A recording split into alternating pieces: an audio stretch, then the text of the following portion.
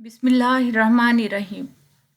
मेरा नाम सोबिया है। मैं 16 साल की हुई तो मेरे माँ बाप ने मेरी मंगनी मेरे चचा के बेटे शमशाद से कर दी और 3 साल बाद शादी तय पाई। इन दिनों शमशाद एक अदारे में टेक्निकल डिप्लोमा कर रहे थे। वहाँ पर उनकी मुलाकात एक नौजवान रशीद से हुई। वो भी बीए के बाद यहाँ डिप्लोमा के लिए 2 साल कोर्स करने आया था। टेक्निकल कॉलेज में दोनों की अच्छी खासी दोस्ती होगी। दोनों ने एक साथ कोर्स मुकम्मल किया और डिप्लोमा लेने के बाद मुलाजमत की कोशिश शुरू कर दी। इत्तेफाक से दोनों को कराची में एक मिल में मुलाजमत मिल गई। 1 साल मुलाजमत पूरी करने के बाद मेरे मुगेता शमशाद ने छुट्टी ली और सरगोदा आ गए। इस दौरान 3 साल को अरसा गुजर चुका था और मेरी इनसे शादी हो गई। शादी के बाद छुट्टियां ख़त्म हुई तो शमशाद मुझे अपने साथ लेकर कराची आ गए। शमशाद पहले तो वहाँ फैक्ट्री के बने हुए क्वार्टर में रहते थे, मगर अब मेरी वजह से उन्होंने वहाँ पर एक मकान किराए पर लेना पड़ा। ये मकान फैक्ट्री के बिल्कुल पास था, इसलिए आने जाने की सहूलत हो गई थी। मकान 2 बेडरूम और एक हॉल पर मुश्तमिल था, जिसको बतौर ड्राइंग रूम भी इस्तेमाल किया जा सकता था। आगे सहन बना हुआ था। देहाती तर्ज का बना हुआ ये मकान मेरे खामद को इसलिए ही पसंद आया था कि एक तो ये कदरे कशीदा था, फिर इसमें मेहमानों को ठहराने की गुंजाइश भी थी। क्योंकि ग्राउंड फ्लोर पर ही बना हुआ था, इसलिए मकान की छत भी हमारे तसर्रफ में थी।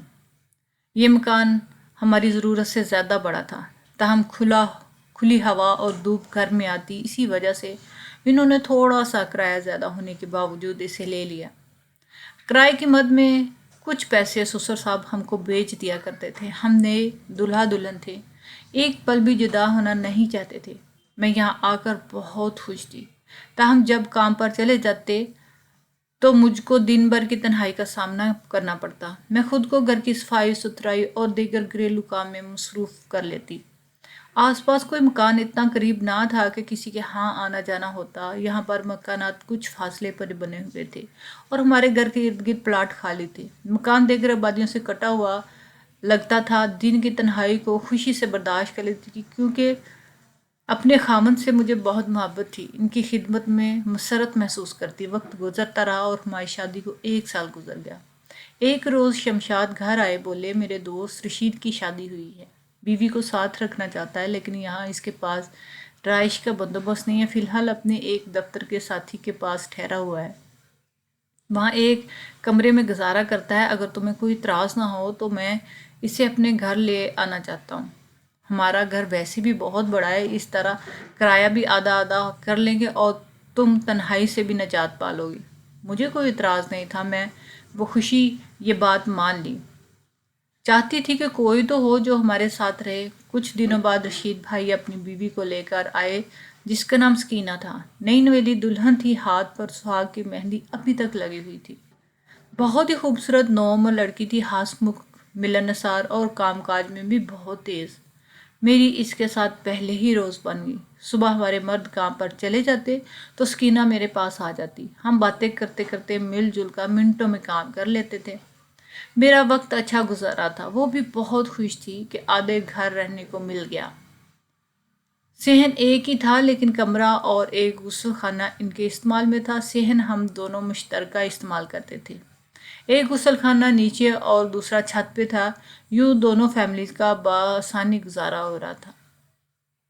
वो अच्छी आदत की मालिक थी, सादा फित्र थी, मेरा अदब करती थी। मुझे इसने भी कभी शिकायत का मौका ना दिया, बल्कि मेरे कामों में भी हाथ बटा देती। हमारा रिश्ता बहनों जैसा हो गया। इस पर हमारे खामन भी बहुत खुश थे। वो तो अरसा पहले से दोस्त थे, तालिब इल्मी के ज़माने में, और अब हम सहेलियाँ बन गई थी, एक फैमिली की मानद हो गए थे। परदेश में जो तन्हाई का एहसास होता है ना, वो जाता रहा। सैर को भी जाते तो इकट्ठे, वरना मज़ा ना आता। सकीना को कराची आए 3 माह गुजर गए कि इसे एहसास हो गया कि वो उम्मीद से है। उसने मुझे बताया कि कुछ खाने को जी नहीं चाहता और काम करने से चक्कर आते हैं। मैं इसे करीबी क्लिनिक ले गई। डॉक्टर ने बताया कि उम्मीद से है, कुछ ताकत की दवाइयाँ भी लिख दी। खुशखबरी सुनकर रशीद भाई बहुत खुश हुए। मेरी और शमशाद की शादी को 1 साल से ज़्यादा वक्त गुजर चुका था, मगर हम अभी तक औलाद की नीमत से महरूम थे। सकीना को 5वां माह लग गया तो एक दिन रशीद ने छुट्टी ली और बीवी को गांव उसकी वालदा के पास छोड़ने चले गए, क्योंकि रिजकी के दिन करीब थे। अब सकीना को खुसूसी देखभाल की ज़रूरत थी। दिन गुजरते دیر نہیں لگتی۔ پھر آخر وہ دن بھی آ گیا جب سکینہ کے گھر والوں کی طرف سے رشید کو ایک ننھی بچی کی پیدائش کی نوید ملی۔ وہ بہت خوش ہوئے اور فوراً چھٹی کی درخواست دے کر گھر چلے گئے۔ گاؤں میں 3 دن رہ کر واپس آ گئے کیونکہ سکینہ ابھی ساتھ آنے کی حالت میں نہ تھی۔ مجھے بتایا کہ بھابھی میری بیٹی بہت پیاری ہے، ننھی منی پری ہے، ایک ماہ گزر جائے تو بیوی اور بچی کو ساتھ لے آؤں گا۔ اب اس شخص کا دل بیوی اور بچی کے بغیر نہیں لگتا تھا، جلد از جلد اس کو لانا چاہتا تھا۔ میں شام کو کھانا بناتی، جب آفس سے لوٹتے میرے شوہر ان کو بھی ساتھ کھانے کے لیے بٹھا لیتے۔ صبح ناشتہ بھی ساتھ کر کے جاتے، مگر اپنے گھر کا سکھ مرد ایک بار دیکھ لے تو بیوی کے بغیر اس کا دل نہیں لگتا۔ ایک دن ان کی ساس نے فون کیا کہ آ کر اپنی بیوی اور بچی کو لے جاؤ۔ رشید نے چھٹی لی اور گاؤں چلا گیا۔ اتفاق سے اسی دن گاؤں میں کچھ لوگوں کی لڑائی کی وجہ سے پنچایت لگی ہوئی تھی اور رشید اس پنچایت میں بڑے سالے کا نام بھی لیا گیا کہ سارا جھگڑا اسی کی وجہ سے ہوا ہے۔ وہ بھی پنچایت میں موجود تھا۔ ساس نے رشید سے کہا کہ جا کر پنچایت میں دیکھو کیا ہو رہا ہے۔ وہ وہاں گیا تو کچھ لوگ اس کے سالے رب نواز کو سارے جھگڑنے کا قصوروار ٹھہرا رہے تھے کہ اس شخص کے افسانے پر فساد بڑھا اور ہاتھا پائی ہوئی۔ اگر یہ اس دن وہاں نہ ہوتا تو جھگڑا ہونا ہی نہیں تھا۔ جب دیگر لوگوں نے بھی گواہی دی کہ رب نواز فساد کی جڑ ہے تو پنچایت کے سردار نے رشید کو مخاطب کر کے کہا کہ بھئی تم تو پڑھے لکھے آدمی ہو، تم ہی بتاؤ تمہاری کیا رائے ہے۔ رشید نے سارا معاملہ سنا اور کافی لوگوں کے دلائل اور گواہی سن کر اس نتیجے پر پہنچا کہ واقعی سارا قصور تو اس کے سالے کا ہے۔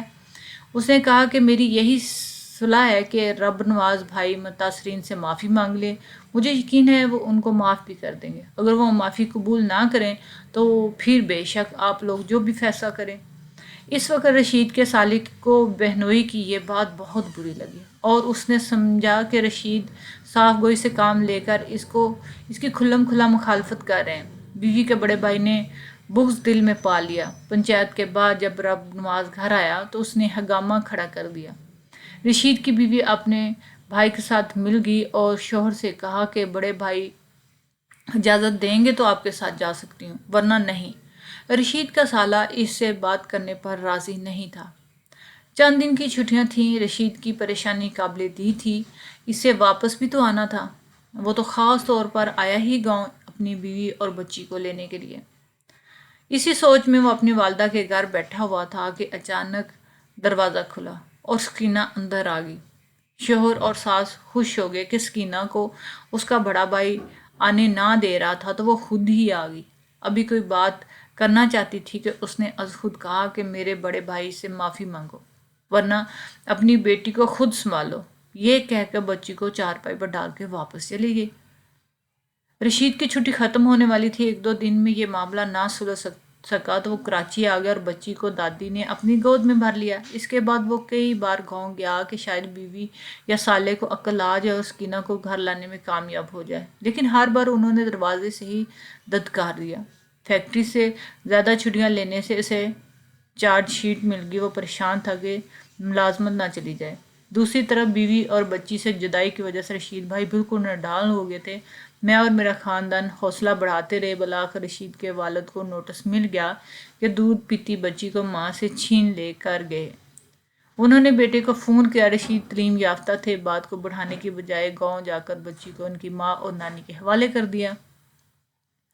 کچھ دن گزرے کہ رب نواز دوبارہ بچی کو لے کر رشید کی والدہ کے پاس آیا اور کہا بچی کا خرچہ ہم کیوں اٹھائیں، پکڑو اپنی نسل کو اور خود پالو۔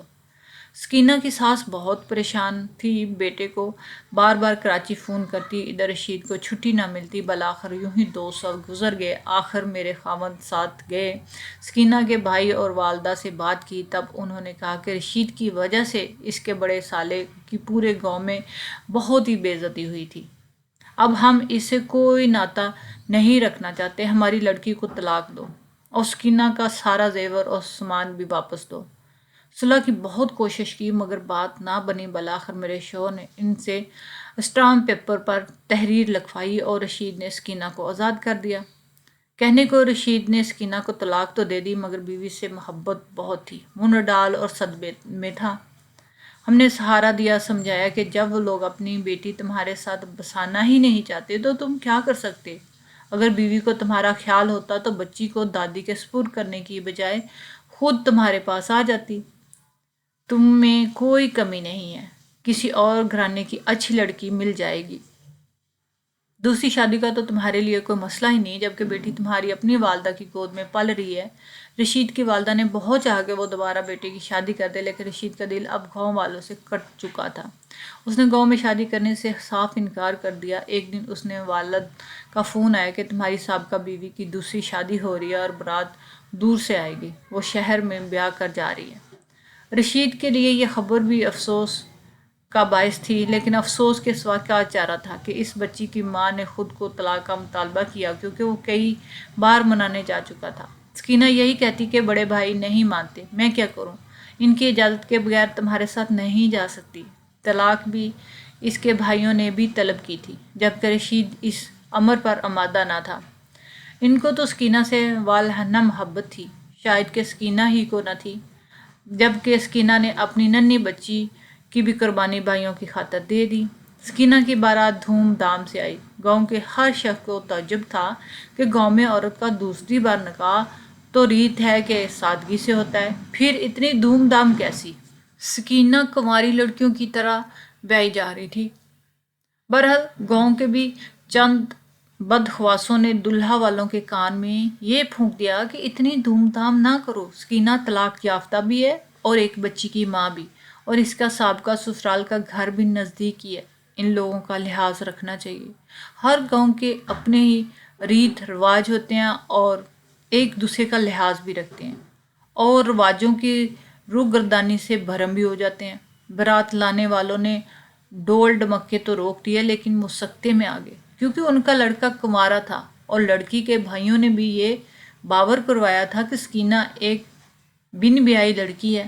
بارات لوٹ جانے سے قبل معاملہ سنجیدہ دیکھ کر کچھ بزرگ آگے بڑھے، انہوں نے لڑکے والوں کو سمجھا بجھا کر معاملے کو سنبھال لیا اور عزت سے سکینہ کی رخصتی کا ماحول بنا دیا۔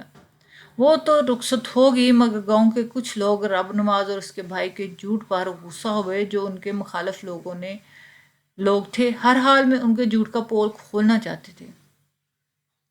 ان کے پیٹ میں مروڑ اٹھ رہے تھے کہ متعلقہ سکینہ کو کنواری بنا کر اس کے میکے والوں نے بیاہ لے جانے والوں کی آنکھوں میں دھول کیوں جھونکی ہے۔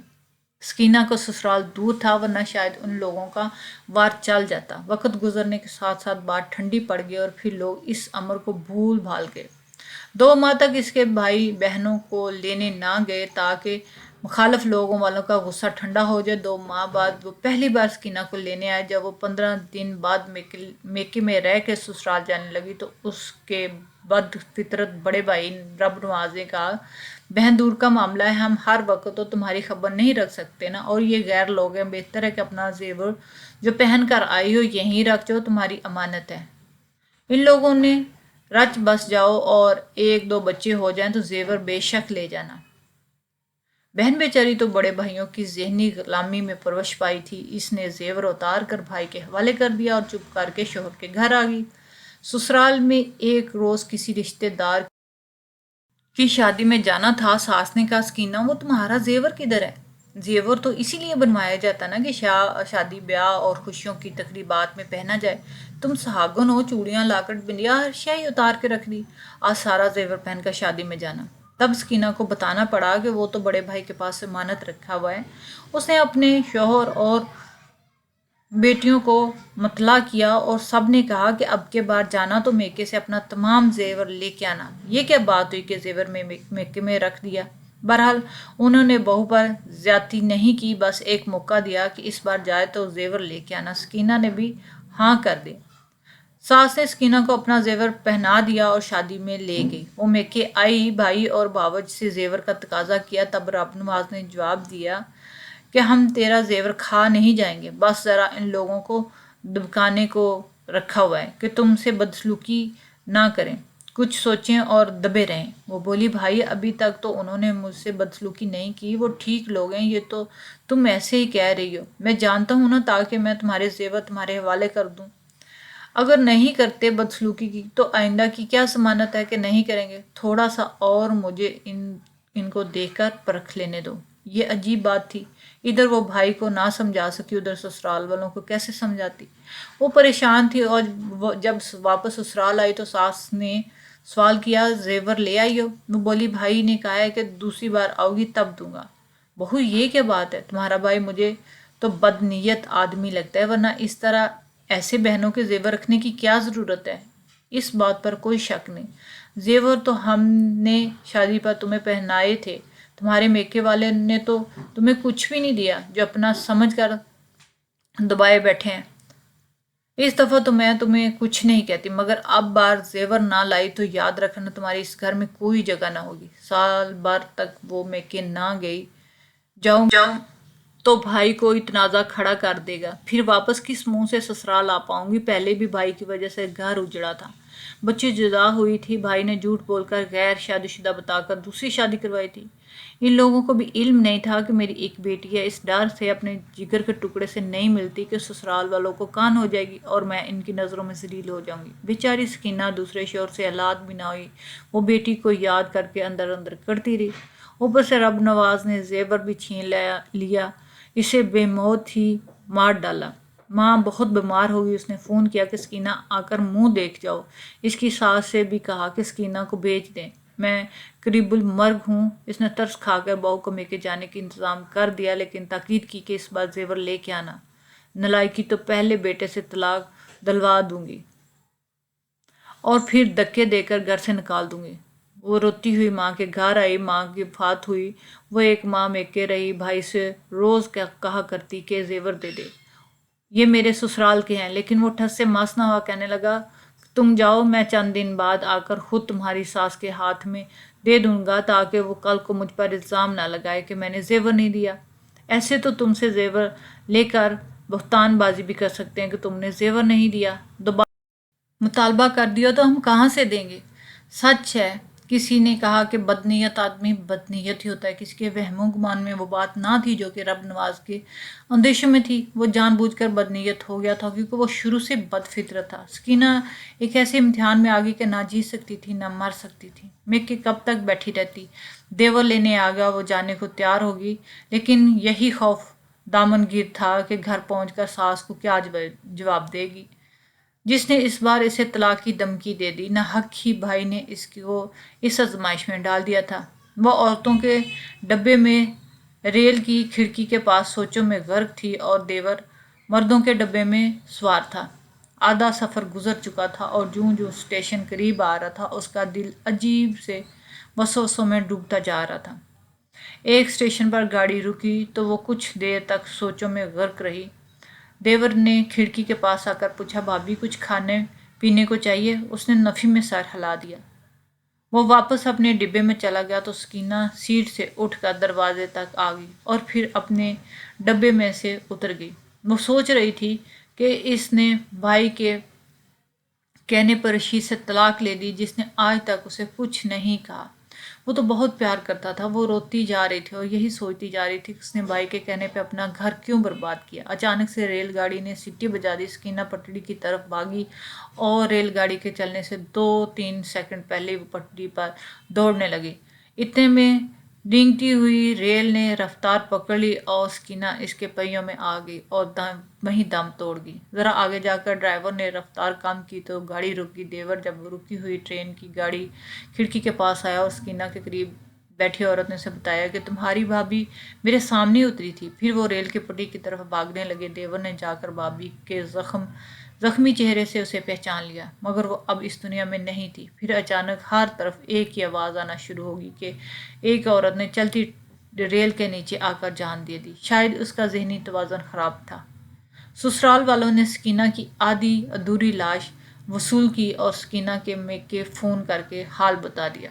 گاؤں میں کہرام مچ گیا۔ رشید کی والدہ اس کی میت پر گئی، بچی بھی ساتھ گئی تھی، مگر اس معصوم کو کیا خبر کہ چارپائی پہ جو عورت چادر اوڑھے لیٹی ہے وہی اس کی ماں ہے۔ رشید کی والدہ جب یہ احوال فون پر بیٹے کو بتایا تو پھوٹ پھوٹ کر رو دیا۔ آج ہم کو پتہ چلا کہ رشید بھائی اپنی سابقہ بیوی سے کس قدر محبت کرتے تھے۔ سکینہ کا بھائی بہن کا صدمہ برداشت نہ کر سکا اور پاگل ہو گیا، گاؤں کی گلیوں میں پاگلوں کی طرح اپنی بہن کو ڈھونڈتا پھرتا رہا۔ ادھر رشید نے اپنی بیٹی کو لا کر ہمیں دے دیا اور کہا کہ میں ہمیشہ کے لیے دوسرے ملک جا رہا ہوں، وہاں پر بیٹی کو لے کر نہیں جا سکتا، آج سے یہ آپ کے پاس رہے گی۔ ہم ابھی تک اولاد کی نعمت سے محروم تھے، ہم نے اس بچی کو اپنا لیا، آج اس بات کو 16 سال گزر گئے ہیں۔ رشید پھر واپس نہیں آیا، ہم نے اپنی بیٹی رحیلہ کی شادی بھی کر دی، وہ اپنے گھر میں اور ہم اپنے گھر میں ایک ہنسی خوشی زندگی گزار رہے ہیں۔